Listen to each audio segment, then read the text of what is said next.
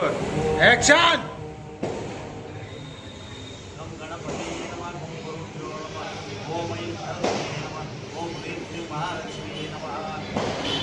ఈరోజు దీపావళి మహాలక్ష్మి పూజ అందరికీ వెళ్ళాలని మీరందరూ మా ప్రేక్షకులందరికీ మీకు చెప్పారు. దీపావళి మహాలక్ష్మి పూజ వల్ల జీవితంలో మంచితనాన్ని కోసం దేవుడు ఎప్పుడో ఉన్నాడు. ఏ శుభకార్యం చేసినా మహాలక్ష్మి ముందు చేసుకోవాలి. అందుకే ఈరోజు మనం లేకపోనికి పటాకులు కాల్చి చేయకాలు కాల్చుకుంటాం.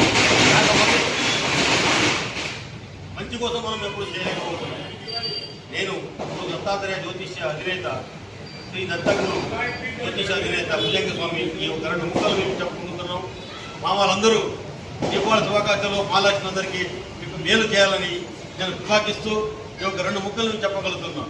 ఏంటంటే ఎప్పటికీ జీవితంలో మహాలక్ష్మి ఆరాధన ఉంటే లక్ష్మీదేవి కటాక్షం ఎప్పుడు ఉంటుంది. అంటే మనలో ఉన్న త్రికరణ శుద్ధితో పూజ చేస్తేనే మాత్రమే సాధ్యమని ఒక 2 ముక్కలు చెప్పుకుంటున్నాను. పటాకులు కాల్చితే లాభం లేదు. వేరే వరకు దానము అన్నము చేస్తే జీవితంలో మనం ఎన్నో సంపాదించాం. ఇది జీవితంలో క్రితాకర్త ద్వాపర కలియుగం 4 యుగాలు జరిగిపోయినాయి. కాకపోయినా మనం ఇంకా బుద్ధి తెచ్చుకోపోయినాం. ఏదంటే దత్తాత్రేయ జ్యోతిష అధినేత భుజంగ స్వామి 2 ముక్కలు మీకు చెప్పాలనుకుంటున్నాం. మీరందరూ బాగుండాలి. జీవితంలో ఇంకా పెద్ద ఆకాశాన్ని పొందాలి. లక్ష్మి ఉన్నటువంటి జీవితంలో విశ్వాన్ని మన చేతిలో పెట్టుకోవచ్చు. దరిద్ర లక్ష్మి మన చేతిలో ఉంటే విశ్వాన్ని మనం తిరుగుతూనే ఉంటాం. అంటే మేము దరిద్రులు అవుతాం. అందుకే మహాలక్ష్మి కటాకాలు అంటే పటాకులు కాలడం మళ్ళీ మర్చిపోకుండా ఉండడం.